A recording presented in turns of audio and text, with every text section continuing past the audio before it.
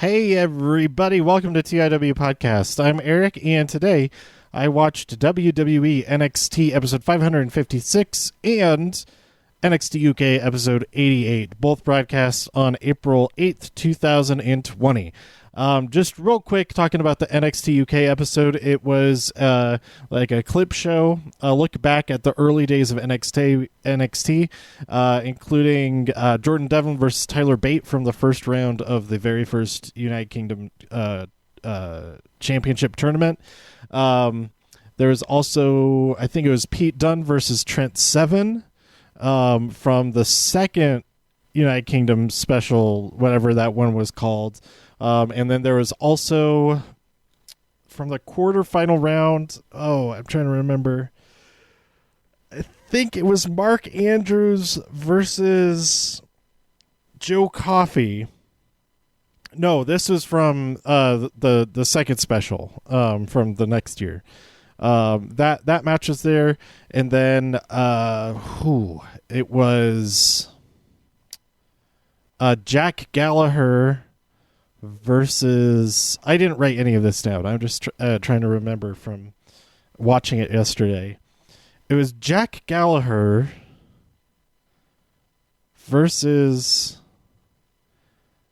man, I don't remember who he fought in that round. I'm gonna look that up. While I look that, I'm not even gonna pause it while I look it up. United Kingdom Tournament Championship,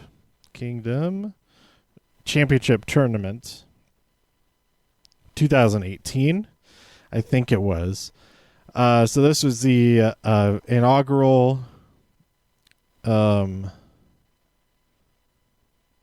This was the second one.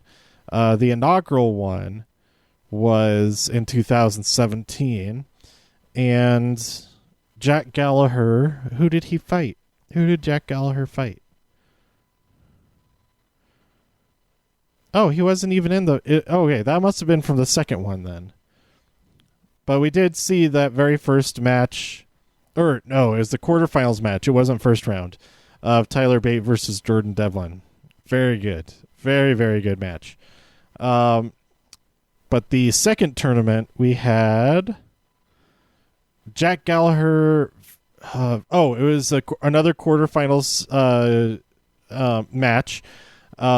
The first round of the 2018 tournament was all at the Download Festival, and those were like, I think they're probably still all on YouTube.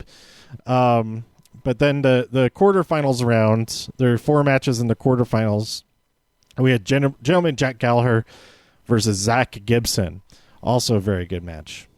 But anyway, go check that out. You can go watch all of those matches anyway, but having them all together, and then you had the one guy hosting it from in his house, so that was kind of interesting. It's a very different episode, and we'll see how things go from here.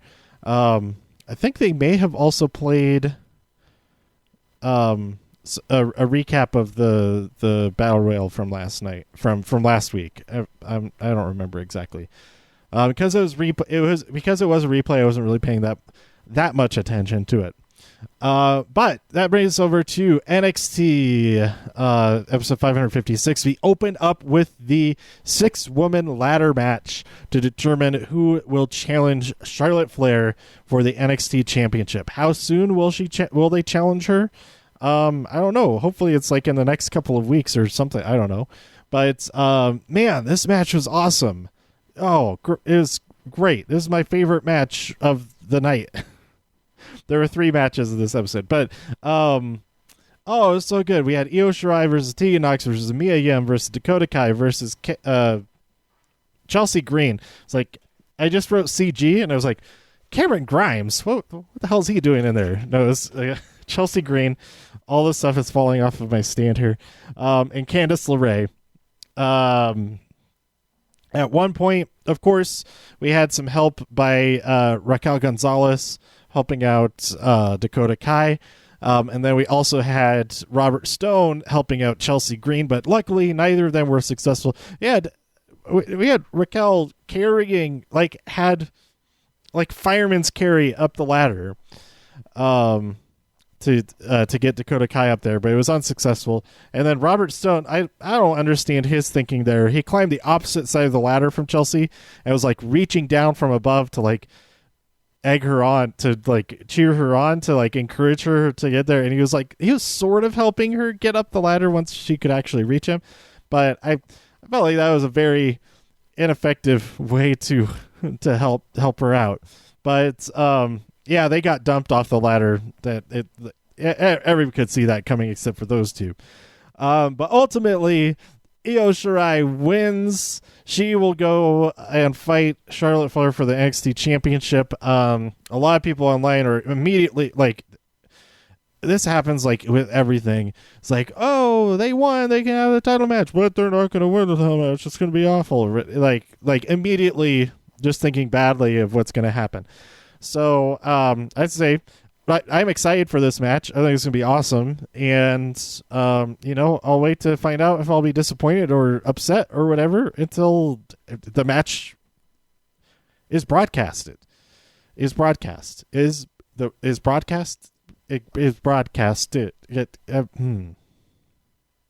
sure if broadcast by itself. Yeah, it is past tense. That's how I've been typing in my description. It has to be, or else I've been wrong this entire time. Typing out broadcasted, which was broadcast until it is broadcast. Yeah, I don't know. Anyway, Io Shirai, so awesome. She's great. I love it. We had a replay of Finn Balor versus Alexander Wolf. Not the entire match. It was kind of like the last 5 minutes, more or less. And we got a promo, or like a video package / promo talking about how they're both unable to make any moves. Finn and Walter, they can't do anything about this conflict that they have, but this time will pass, and we're going to take care of business when that time comes. So that was kind of cool. We got a replay of the abductions of Raul Mendoza and Joaquin Wilde. No further information for us there. They're just reminding us that it happened. There was no mention of who their opponent was before this happened. And maybe I was misinformed. I know that Joaquin Wilde had just fought Kushida. I'm not sure. I was just believing everything. I didn't double check for myself that Raul Mendoza had also just fought Kushida. But we'll see how that unfolds, hopefully, sometime soon. Then we have the new tag team consisting of Rinku and Sarav, called Indus Sher, who are managed by Bivens Enterprises, and they go up against Everrise, who we haven't seen in a while. I feel like maybe the last time we saw them was like in October or something like that. Matt Montel, Matt. Why did I say Matt like that? Matt Montel and Chase Parker, I think that's their names, of Everrise. They're defeated by Indus Sher, of course. Rhea Ripley, very brief clip, kind of devastated after her loss, and she says she was better than I thought, and that was it. This is played after the interview with Charlotte that we already saw on Raw on Monday. And then the entire second half of the show, it was like almost a full hour with commercials. Johnny Gargano versus Ciampa. There is in an empty studio. While there's a ring in there, there's some bins filled with like crutches and garbage cans and stuff like that. I can't read my handwriting at all. What kind of notes did I leave here? Triple H is just, when they arrive, Triple H is just sitting there in the corner. Looks like he's about to. He may have been waiting there like all day. He's like, we're supposed to do this in the afternoon. Where are you? Anyway, it starts in here. It ends in here. Whatever else you do, I don't care. Once I leave the room, the match starts. Drake is here just to end the match. That's all. He's not enforcing any rules or anything like that. So, yeah, they go at it for like about 7 years. Lots and lots of trash talk. There's also in the rest of this episode, we had Morrow on commentary, and I kind of wonder if they had originally had Tom Phillips and Sam Roberts there like they were last week, and then the entire thing got replaced. They re-recorded it all with Morrow, and if that was the choice, if they did make that choice to make the change after the fact, that was a great decision. If they made the choice to change like for filming, then that also was a great decision. I feel like because we never saw Morrow on screen, that was a change made after the fact, but it was so much more watchable. Oh my gosh, it made a huge difference. It was only Morrow on commentary, but man, I mean Tom Phillips is great, but you had to get Sam Roberts out of there. Oh, it was just dragging the show down so much. Realize he's playing a character, but it was like not good. So this episode is great as far as commentary goes because Morrow is back in the chair, back on the headset, back in the recording booth. I say it like that. Back in the recording booth. There's Mauro Ranallo, famed commentator for Showtime Boxing and WWE NXT. Anyway, so this match has a lot of similarities to Edge versus Randy Orton. They didn't go to all the different rooms because they were not at the the Performance Center. I think they were at Full Sail, just in a different studio space at Full Sail. But anyway, they also end up on top of a semi-trailer, but they were outside, which had a lot of a different feel to it. That was the only different location that they went to. Otherwise, everything else took place in that same black box room. But having no commentary, I thought it was great versus having Byron and Tom Phillips on commentaries talking very softly. It's like, oh no. Oh, Edge is lost his mind here. No, that's not how they sounded, but it may as well have been. It's like, I don't go back and listen to my review of Night 2 of WrestleMania. I'll talk a lot about that. But anyway, so I think those two differences make I liked this more. Although it was still like really too long. It could have been half the length for sure. Because all the stuff in the last segment that could have still like it that was all the most important stuff is all the stuff in that last segment. So Candice arrives and I thought she was going to be like, Johnny, you forgot your lunch. And then be like, oh no, what are you doing? Or something like that. But she was like, oh no, what are you doing? But when she first came in, it looked like she was just coming back like, hey, you forgot something in the car. Anyway, so Candice is really angry at Ciampa and is like, I hate my husband now because of you. I hate, what do you have to say here? You have to end this. And he says, no, I'll end this myself, and kicks Johnny in the junk. He's laid out and she storms off, and then Ciampa's, oh no, what have I done? And he goes over because he thinks that their relationship is over and it's all his fault. And he's like, oh, I'm sorry. And Johnny says, I'm sorry too. But then wham! Ciampa gets kicked in the groin, and then Johnny pulls out his cup. It was all a setup. He wasn't actually kicked in the balls. His future children are safe. And Ciampa gets hit with the fairy tale ending on the exposed boards. All the matting had been pulled apart from that side of the ring. Not the dark side of the ring. The bare side of the ring. And it's the fairy tale ending on Ciampa. Ciampa's own finisher, and gets the 1, 2, 3. And him and Candice are so happy. They go outside. They go to get in their car. Probably had their lunch in there. waiting. Once they get to the next place, we don't see them eating their lunch. He did not forget his lunch. They were fine. They could go get their lunch in the car. But in a car, as they're walking past, I missed who it was because it was like so quick. I couldn't pause. I can't pause Sling with my subscription tier or whatever. So they walk past another SUV where just very dimly lit. There's Killer Cross,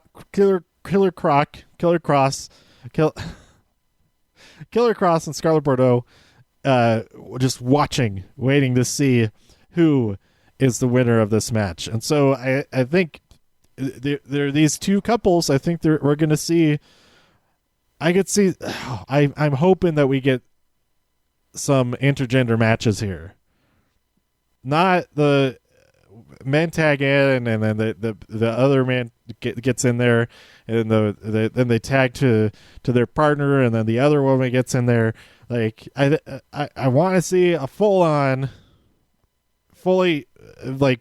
mixed match between these two couples. But we'll see what happens with all of that. And the biggest question is what is Ciampa going to do next?